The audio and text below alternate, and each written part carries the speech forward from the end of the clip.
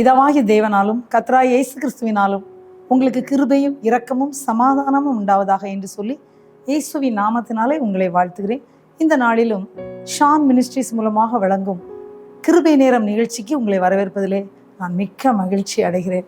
இந்த வேளையிலும் அவனுடைய வார்த்தைகளை தியானிப்பதற்கு முன்பதாக நாம் ஜெபிக்கலாமா? தகப்பனே, உம்மை ஸ்தோத்திரிக்கிறோமப்பா, உம்மை ஸ்தோத்திரிக்கிறோமப்பா. நீ நல்லவர், நீ வல்லவர், நீ ராஜாதி ராஜா. ஆண்டவரே, உம்மை துதிக்கிறோம். இந்த வேளையிலும் கொஞ்சம் நேரம் உடைய வார்த்தையிலே தியானிக்க இருக்கிறோமப்பா. சத்தியத்தையும் அறிவீர்கள், சத்தியம் உங்களை விடுதலையாக்கும்னு சொல்லியிருக்கீங்களப்பா. நாங்கள் தியானிக்கிற அந்த வார்த்தை ஒவ்வொரு குடும்பங்களிலும் ஒவ்வொரு பிள்ளைகளுடைய வாழ்க்கையிலும் விடுதலை தரத்தக்கதாக கடந்து வரும்படியா எங்கள் ஒவ்வொருவரையும் ஒரு விசை கூட தாழ்த்தி உங்களுடைய அன்பு கரத்திலே கொடுத்து நாங்கள் ஜெபிக்கிறோம். நீங்க பேசுமப்பா, நாங்கள் கேட்கட்டும். துதி கன மகிமை எல்லாம் அப்பா இயேசு ஒருவருக்கே செலுத்துகிறோம். இயேசு ரட்சகர் மூலம் ஜெபம் கேளும் நல்ல பிதாவே, ஆமேன், ஆமேன். எனக்கு மிகவும் பிரியமான அன்பான தேவ பிள்ளைகளே, இந்த நாளிலும் சமாதானத்தோடே போ என்ற தலைப்பிலே கொஞ்ச நேரம் தேவனுடைய வார்த்தைகளை தியானிக்க இருக்கிறோம். இன்றைக்கும் இதை கேட்டுக்கொண்டிருக்கின்ற அன்பான தேவ பிள்ளைகள் பல காரியங்கள்ல சமாதானம் இல்லாதபடி வேதனையோடு துக்கத்தோடு தீரத்தோடு கூட இந்த நாளிலும் என் இயேசு எனக்கு சமாதானத்தை தரமாட்டாரா, என்னோடு தேவன் இடைபட மாட்டாரா, என்னுடைய வாழ்க்கையிலே சந்தோஷத்தை தந்து என்னை அனுப்ப மாட்டாரான்னு சொல்லி ஒருவேளை நீங்கள் இந்த வேளையிலும் இந்த நேரத்திலும் இந்த செய்தியை கேட்கும்படி வந்து உட்கார்ந்து இருக்கலாம். பிரியமான தேவ பிள்ளைகளே, உங்கள் ஒவ்வொருவரை பார்த்தும் தேவன் சொல்கிறார், நீ சமாதானத்தோடே போ. பிரியமான தேவ பிள்ளைகளே, அது யாருக்கு சொல்லப்பட்டது, எந்த நேரத்தில் அவருக்கு இந்த சமாதானம் என்ற ஒரு வார்த்தை கொடுக்கப்பட்டதுன்னு சொல்லி நாம் வேதத்தில் பார்க்கும்போது 2 ராஜாக்கள் 5ஆம் அதிகாரம். அன்பான தேவ பிள்ளை, ஒரு சிறு பெண் அந்த வீட்டில் இருந்தாள். அவர் ஒரு பணிவிடை வேலை செய்கிற ஒரு சிறு பெண் அந்த வீட்டில் அவள் இருந்தாள் என்று அந்த வேதத்தில் நம்ம பார்க்கிறோம். 2 ராஜாக்கள் 5ஆம் அதிகாரம் நான் வாசிக்கிறேன். 2 ராஜாக்கள் 5வது அதிகாரம் 1ஆம் வசனம். சீரியா ராஜாவின் படைத்தலைவனாகிய நாகமான் என்பவன் தன் ஆண்டவனிடத்தில் பெரிய மனுஷனும் எண்ணிக்கை உள்ளவனுமாயிருந்தான். அவனை கொண்டு கர்த்தர் சீரியாவுக்கு ரட்சிப்பை கட்டளையிட்டார். மகாபராக்கிரமசாலாகி அவனோ குஷ்டரோகியா இருந்தான். 2ஆம் வசனம் பார்க்கும்போது 2 ராஜாக்கள் 5வது அதிகாரம் 2ஆம் வசனம். சீரியாவிலிருந்து தண்டுகள் புறப்பட்டு இஸ்ரவேல் தேசத்திலிருந்து ஒரு சிறு பெண்ணை சிறைப்பிடித்து கொண்டு வந்திருந்தார்கள்.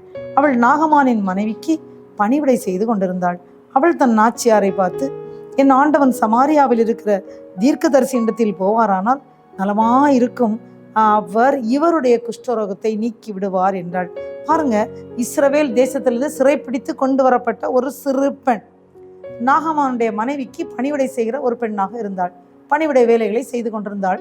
இந்த சிறு பெண் யார் என்றால் சிறைப்பிடித்து கொண்டு வரப்பட்டவர்கள். இந்த நாட்கள்ல சிறைப்பிடித்து கொண்டு வரப்பட்டவர்கள் இந்த காரியத்தை செய்வாங்களா அப்படின்னு பார்த்தா, இந்த உலக பிரகாரமா பார்க்கும்போது பல போராட்டங்கள், பல சிக்கல்கள், பல வேதனைகள், பல துன்பங்கள்ல இருக்கிறவங்கள்ட்ட நீங்க ஜெபித்தீங்களா, பைபிள் படித்தீங்களா, இயேசுடைய அன்பை இருக்கா சொன்னீங்களா அப்படின்னு நான் சொல்லுவாங்க. நானே வேதனையில இருக்கிறேன், நானே துன்பத்துல இருக்கிறேன், நான் எப்படி சொல்ல முடியும்? அதுதான் இன்றைக்கு எல்லாருடைய பதிலாக இருக்கும். ஆனா இந்த சிறு பெண்மணி, அவள் சிறைப்பிடித்து கொண்டு வரப்பட்டவள், ஒரு அடிமையாக தான் இந்த வீட்டுக்குள்ள அவள் இருக்கிறான். ஆனா யார் தெரியுமா? கர்த்தருக்கு உகந்த ஒரு பெண், தேவனை நேசிக்கிற ஒரு பிள்ளை, தேவனுடைய வார்த்தையை நேசிக்கிற ஒரு பிள்ளை. அவளுக்கு நல்லா தெரியும், கர்த்தரால் ஆகாத காரியம் ஒன்று கூட இல்லை, தேவனாலே கூடாத காரியம் ஒன்றும் இல்லைன்னு சொல்லி மரியாள் கிட்ட ஆண்டவர் பேசினாரே. மரியாள் கிட்ட பேசும்போது அவங்க சொல்லுவாங்கல்ல, உன்னுடைய கர்ப்பத்துல ஒரு குழந்தை பிறக்க போகுது, அந்த குழந்தைக்கு இயேசு என்று பெயர் போடணும்னு சொன்னோன்னு அவங்க சொன்னாங்க, நான் புருஷனை அறியேனே, இது எப்படி ஆகும்னு சொல்லிட்டு சொன்னோன்னா, உன்னதமானுடைய பலம் உண்மையில் நிழலிடும், பிறக்க போற அந்த பரிசுத்த பிள்ளை தான் உலகத்தின் இரட்சகர்னு சொல்லி அறிவிப்பாங்க. அப்புறம் சொல்லுவாங்க, எலிசபெத் என்ற பெண்மணிக்கு இப்பொழுது 6வது மாதம், அவள் இதுவரைக்கும் மலடியா இருந்தாங்க அப்படின்னு சொன்ன போது இதை கேட்ட உடனே தீவிரமாய் அந்த மலை பிரதேசத்துக்கு ஓடி போறாங்க. 3 மாதம் அந்த எலிசபெத்தோடு இருந்து மரியாள் அவர்களுக்கு பணிவிடை செய்ததாக வேதத்தில் பார்க்கிறோம். முதல் 3 மாதம் தான் பெண்கள் கஷ்டப்படுகிற ஒரு நேரம். ஆனா அந்த 3 மாதத்தில் தன்னை ஒரு தியாகியாக அவர் அர்ப்பணித்தார்கள் பாருங்க. அதனால போன உடனே அந்த எலிசபெத் வயிற்றில் இந்த பிள்ளை களிப்பாய் துள்ளிச்சான். துள்ளினோன்னு அவங்க சொல்றாங்க, என் ஆண்டவனுடைய தாயார் இடத்துல வந்தது எதினால் வந்தது, சத்தத்தை கேட்ட உடனே என்னுடைய வயிற்றில் இந்த பிள்ளை களிப்பாய் துள்ளிட்டுன்னு சொல்றாங்க. அவங்க தீர்க்க தரிசனமா சொல்றாங்க. தூதன் சொல்லிதான் இவங்க அங்க போயிருக்கிறாங்க. தூதன் சொன்னது எலிசபெத்துக்கு தெரியாது. ஆனால் எலிசபெத் அந்த ப்ராஃபஸியை சொல்கிறாங்க, என் ஆண்டவனுடைய தாயார் இடத்தில் வந்திருக்குது, எப்படி வந்ததுன்னு சொல்கிறாங்க. பிரியமான தேவ பிள்ளைகளே, அப்போ தான் அந்த வார்த்தையை சொல்லிட்டு தூதன் சொல்வார், தேவனாலே கூடாத காரியம் ஒன்றும் இல்லை. அதனால இந்த சிறு பெண்மணி, இந்த நாகமான் வீட்டில் அவருடைய மனைவிக்கு பணிவிடை செய்து கொண்டிருந்த அந்த சிறு மகள் கவனித்து கொண்டே இருக்கிறாள். அந்த நாகமான், அது பாருங்க, அவர் மகா பெரிய, அவர் யாருன்னு பார்த்தீங்கன்னா மகா ஆண்டவனிடத்தில் பெரிய மனுஷனும் எண்ணிக்கை உள்ளவனுமா இருந்தான். அவனை கொண்டு கர்த்தர் சீரியாவுக்கு ரட்சிப்பை கட்டளையிட்டார்னு இருக்கு.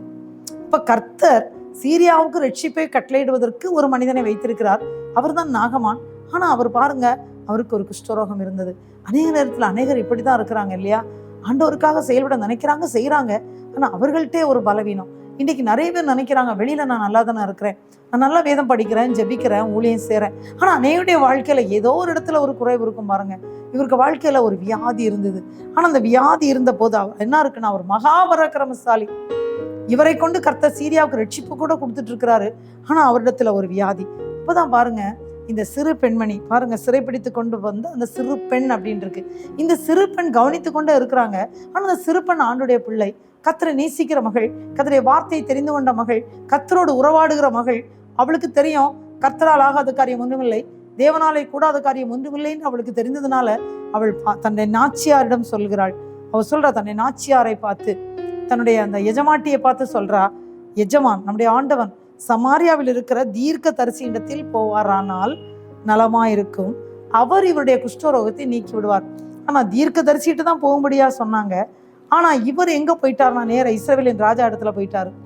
இவர் பாருங்க, போகலான்னு சொல்லி இஸ்ரவேலின் ராஜாவுக்கு நிருபம் தருவேன்னு சொல்லி இவர் நிருபத்தையும் வாங்கிட்டு இவர் நேர போய் அந்த இஸ்ரவேலின் ராஜாவை போய் பார்த்தாரு.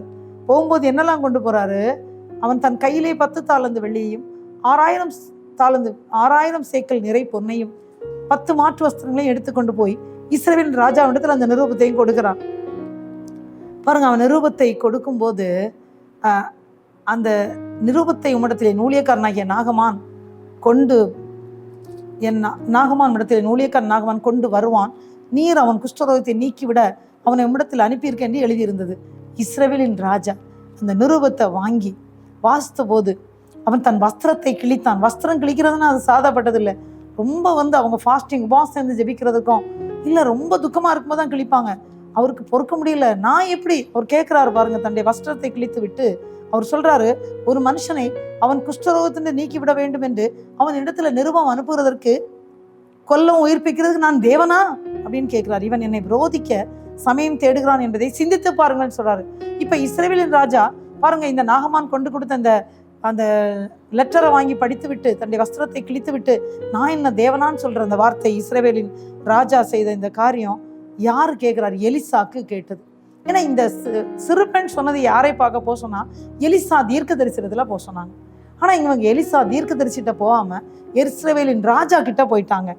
இப்ப அவருக்கு செய்தி அறிஞ்சோன்னா அவர் சொல்லி விடுவாரு, இஸ்ரவேலை தீர்க்க தரிசி உண்டென்பதை அறிந்து கொள்ளட்டும் என்று ராஜாவுக்கு சொல்லி அனுப்பினான். உடனே நாகமான் தன் குதிரைகளோடும் தன் ரதத்தோடும் எலிசாவின் வாசற்படியிலே போய் நிற்கிறார். இப்ப எலிசாட்ட போய் நின்னோன்னு எலிசா ஒரே வார்த்தை சொன்னாரு, நீ யோர்தானில் போய் 7 தரம் மூழ்கு அப்படின்னாரு. மூழ்கி ஸ்நானம் பண்ணு, அப்ப நீ உன் மாம்சம் மாறி நீ சுத்தமாவாயின்னு சொன்னார். இதை கேட்டோன்ன நாகமான் கடுங்கோபம் கொண்டான்.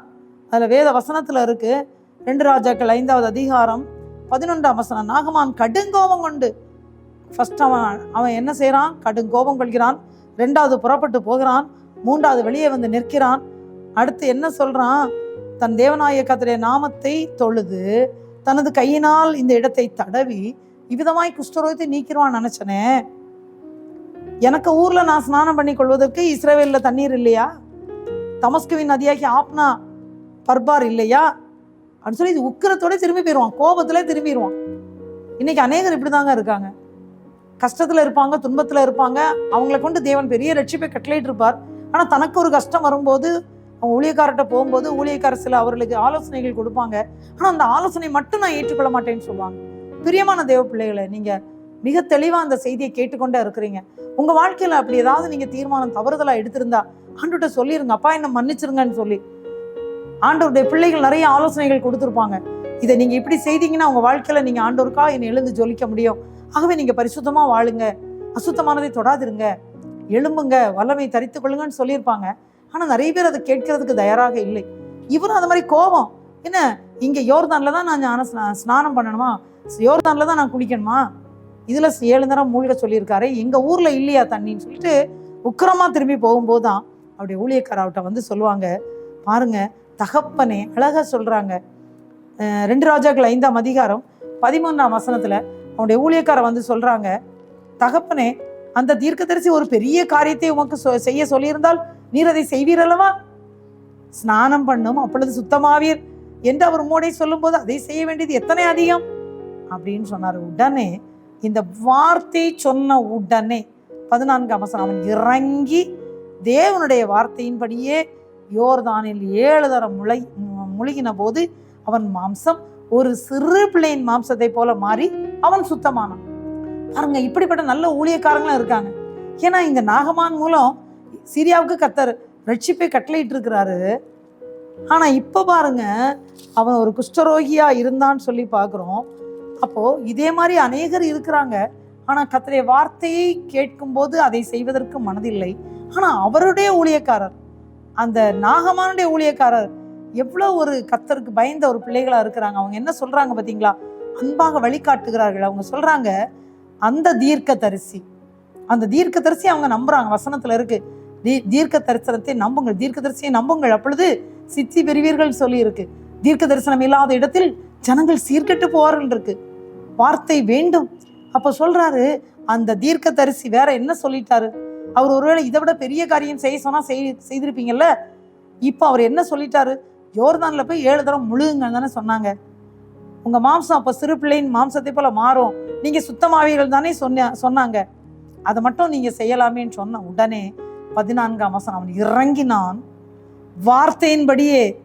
பாருங்க, இறங்கும் போது எப்படி அவர் சொன்ன வார்த்தையை விசுவாசிக்கிறார். எலிசா தீர்க்கதரிசி சொன்ன வார்த்தையை விசுவாசம், முதலாவது இறங்கணுங்க.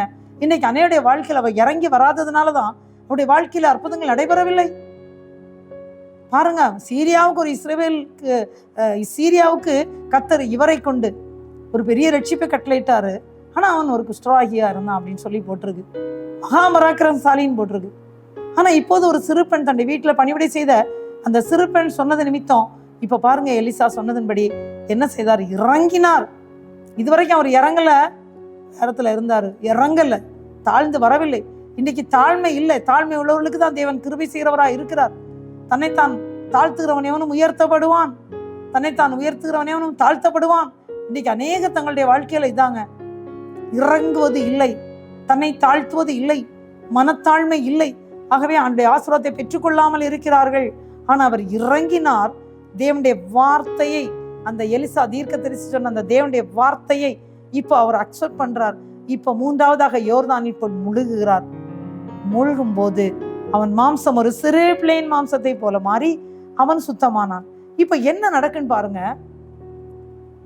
3 காரியம் அவன் செய்தான். முதலாவது இறங்கினார், தேவனுடைய 2வது வார்த்தையை அவர் விசுவாசித்தாரு, அபியாசம் பண்றாரு, செயல்படுத்துகிறார். 3வதாக அவர் அப்படியே யோர்தான்ல போய் 7 தரம் மூழ்கிறார்.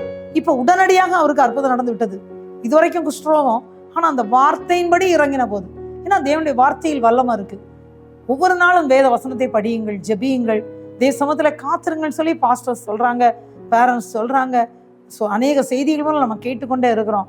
ஆனா அப்படி உண்மையாகவே ஆண்டவருடைய சமூகத்துல உட்கார்ந்து கொஞ்ச நேரம் வேதத்தை படிக்கிறோமா, கொஞ்ச நேரம் ஜெபிக்கிறோமா? அப்படி என்றால் ஆண்டவரே நம்மோடு பேசுவார். இந்த நாள் எப்படி நடக்கணும், எதை செய்யணும், எதை செய்யக்கூடாது என்கிற ஒரு சத்தம், வலதுபுறம் இடதுபுறம் சாயாதே வழி இதுவே என்கிற ஒரு சத்தம் நமக்கு கேட்குமே. பிரியமான தேவ பிள்ளைகளே, அப்படி தேவ சமூகத்தில் உட்கார்ந்து இருக்கிறீங்களா?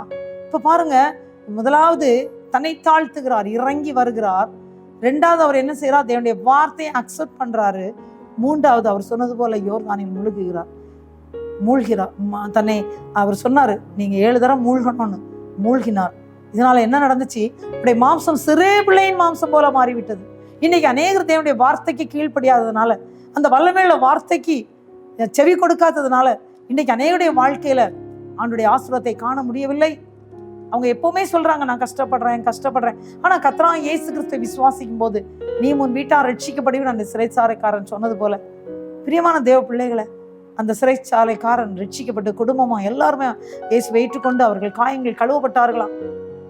பிரியமான தேவ பிள்ளைகளை, இந்த வேளையிலும் இந்த 3 காரியங்கள் அவன் செய்து மட்டும்தான் இல்லை, அவன் என்ன செய்தான் பாருங்க. 15ஆம் வசனம் படிக்கிறேன். 2 ராஜாக்கள் 5வது அதிகாரம் 15ஆம் வசனம். அவன் என்ன செய்யறான்?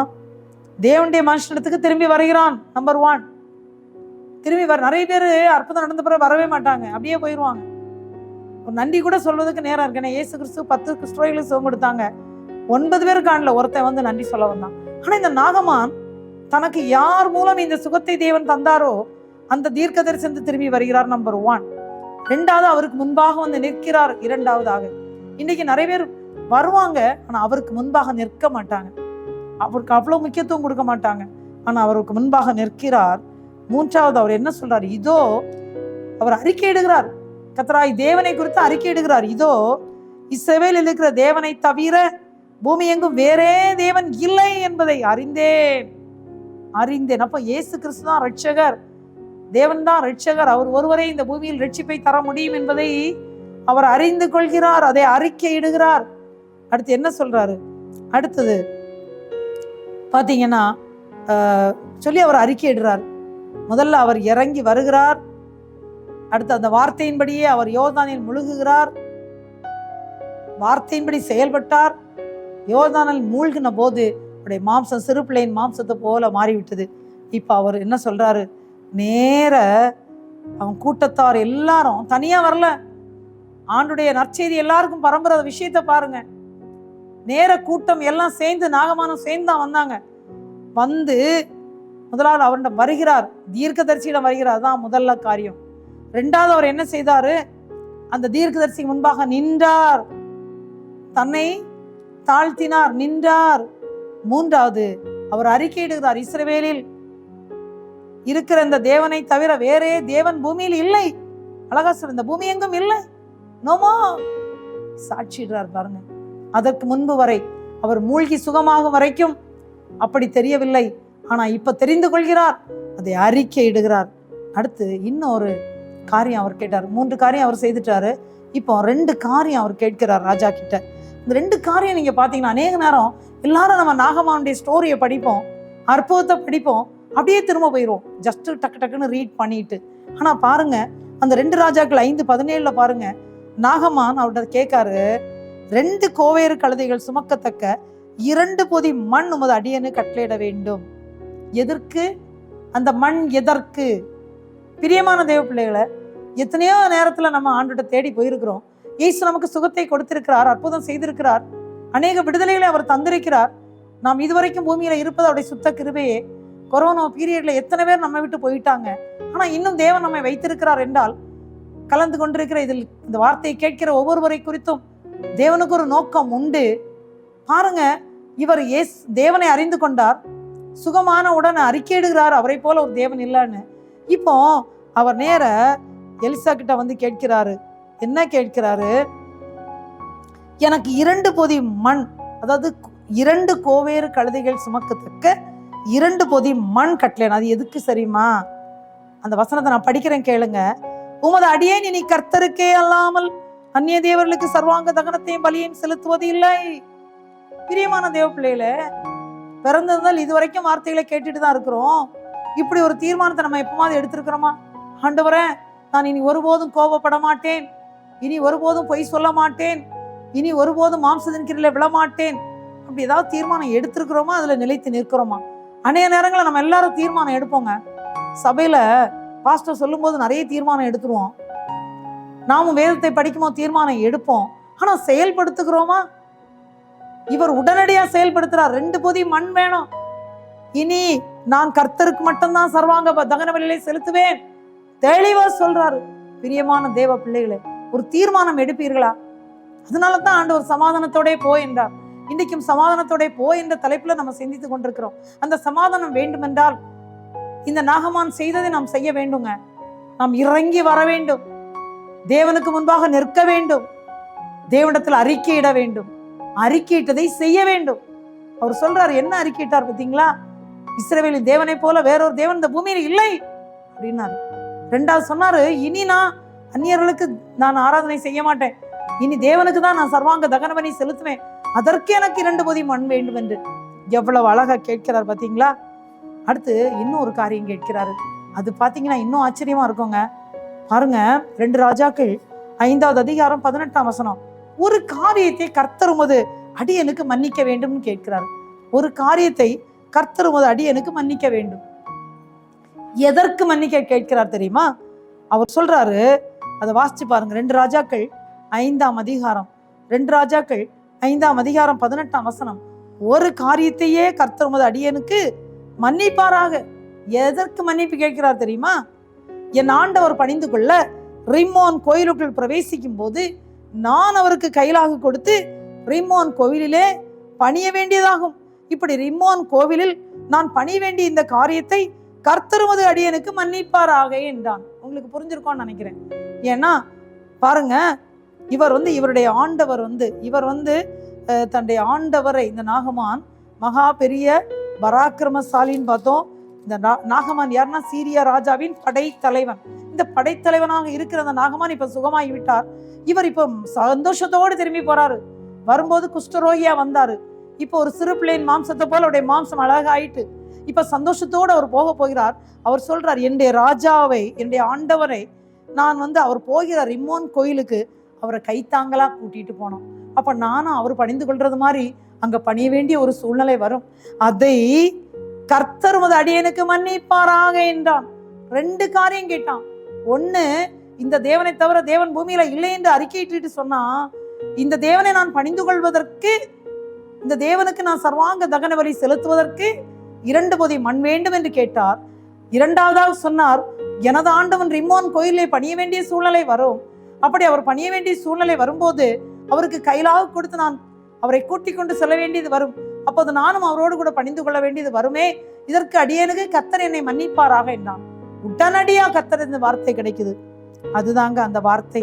2 ராஜாக்கள் 5வது அதிகாரம் 19ஆம் வசனம். அதற்கு அவன் சமாதானத்தோட போய் என்றான். பிரியமான தேவ பிள்ளைகளே, இன்னைக்கு நீங்களும் நான் ஒரு தீர்மானம் எடுக்கலாமா?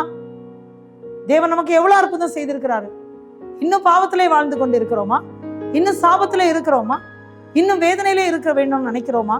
ஒரு தீர்மானம் எடுக்கலாமா? நீங்க இந்த நாள்ல ஒரு தீர்மானம் எடுப்பீங்களா? ஆண்டவரே, என்னை இன்னும் உயிரோடு வச்சிருக்கீங்கப்பா, எனக்கு சுகத்தை கொடுத்துருக்கீங்கப்பா, நான் உங்களை தவிர நான் வேற யாரையும் ஆராதிக்க கூடாதுப்பா அப்படின்னு நிறைய பேர் நினைக்கிறாங்க. அதாவது ஐடல் வர்ஷிப் அப்படின்னு சொல்லும்போது நம்முடைய மனதுல கோபம் கொள்றோமே, அது ஒரு ஐடல் தானங்க. தேவனுக்கு பிரியமில்லாத பாவத்தை செய்யறோமே, அதானங்க. நிறைய பேர் தவறா நினைக்கிறாங்க. அதனால இன்றைக்கும் ஜனங்கள் மனம் திரும்பவில்லை. கூச்சல் போட்டு சண்டை போட்டுறாங்க. அடுத்த குடும்பத்துக்கு விரோதமாக ஏதோ ஒரு பகையை பண்றாங்க, ஏதோ ஒரு காரியத்தை அநியாயம் செய்யறாங்க. இதெல்லாம் என்னதுங்க? இதெல்லாம் விட்டுவிடும் போது நம்ம அவரை மட்டும்தான் நம்ம ஆராதிப்போங்க. இன்னைக்கு அனைவருடைய வாழ்க்கையில அது இல்லை. ஆனா பாருங்க, இந்த 2 காரியத்துல எப்படி அழகா கேட்கிறாரு. அது நிமித்தம் தேவன் சமாதானத்தோட போய் என்று கட்டளையிட்டார். சமாதானத்தோட போய். இன்றைக்கு உங்களை பார்த்து, நீங்க சமாதானம் இல்லாம வைந்திருக்கீங்களா? தேவன் உங்களுக்கும் அந்த சமாதானத்தை தருகிறார். ஜெபிக்கலாமா? அன்று நோக்கி பார்த்து ஜெபிக்கலாமா? தகப்பனே, உம்மை துதிக்கிற அன்பான பிள்ளைகள், அன்றைய சமாதானத்தோட போய் இந்த தலைப்பிலே உடைய வார்த்தையை தியானிக்க வச்சீங்க. நாகமானுடைய வாழ்க்கையில அற்புதத்தை செய்தீர். ஆண்டவர் அவர் இறங்கி வந்தார். உங்களுக்கு முன்பு அந்த தீர்க்கதரிசிக்கு முன்பாக நின்றார். ஆண்டவரே, அது மட்டும் இல்ல கர்த்தாவே, அவர் சொன்னதுபடி அந்த வார்த்தையின்படியாக இறங்கி மூழ்கினார். அப்பா, மறுபடியும் திரும்பி வந்து நின்று இந்த தேவனை போல ஒரு தேவன் இந்த பூமியில இல்லை என்று அறிக்கையிட்டார். அது மட்டும் இல்ல, அவர் சொன்னார், எனக்கு 2 பொதி மண் வேண்டும், என் கர்த்தரையே நான் ஆராதிக்கணும், அவருக்கு மட்டுமே சர்வாங்க தகனபலி செலுத்த வேண்டும் என்று கேட்டது போல ஆண்டவரே, இதை கேட்டுக்கொண்டிருக்கின்ற ஒவ்வொரு பிள்ளைகளும் உங்களை மட்டும் ஆராதிக்க, அப்பா, உங்களுக்கும் அவர்களுக்கும் இடையில இருக்கிற வேண்டாத கிரியைகளை விட்டுவிட்டு முழு மனப்பூர்வத்தோடு முழு இதயத்தோடு உங்களை அன்புக்குற உதவி செய்யுங்கப்பா. 2வது அவர் சொன்னாரு, நான் இப்படிப்பட்ட காரியத்துல போக வேண்டியது இருக்கும். அந்த ரிம்மோன் கோயிலுக்குள் போகும்போது என்னுடைய ஆண்டவனுக்கு நான் கைத்தாங்கல் பண்ணி அழைத்து கொண்டு போக வேண்டியது வரும். இதை என் ஆண்டவர் எனக்கு மன்னிக்க வேண்டும் என்று கேட்ட போது நீங்க சமாதானத்தோடு போ என்று சொல்லி அனுப்புனது போல இன்னைக்கு உடைய பிள்ளைகள் வந்திருக்காங்க. ஆண்டவர் ஒவ்வொரு பிள்ளைகளுக்கும் தாவே அப்படிப்பட்ட ஆண்டவரை சுகத்தையும் பலத்தையும் கொடுத்து, ஆண்டவரை சமாதானத்தை கொடுத்து அனுப்பும்படியா நாங்கள் ஜெபிக்கிறோம். வந்திருக்கிற ஒவ்வொரு பிள்ளைகளையும் நீர் ஆசீர்வதிப்பீராக, கண்ணீரை துடைப்பீராக, வேதனைகளை மாற்றி போடுவீராக. அந்த ஒவ்வொருவரையும் ஆசீர்வதியும். துதிக்க நம்ம எல்லாம் உங்களுக்கு செலுத்துகிறோம். இயேசு ரட்சகர் மூலம் ஜெபம் கேளும் நல்ல பிதாவே, ஆமென். என் ஆத்மாவே கர்த்தரை ஸ்தோத்திரி, என் முழுமே அவருடைய பரிசுத்த நாமத்தை ஸ்தோத்திரி. என் ஆத்மாவே கர்த்தரை ஸ்தோத்திரி, கர்த்தர் செய்த சகல உபகாரங்களை மறவாதே. ஆமென். கர்த்தர் தாமே உங்கள் ஒவ்வொருவரையும் அளவில்லாமல் ஆசீர்வதிப்பாராக. ஆமேன், ஆமேன்.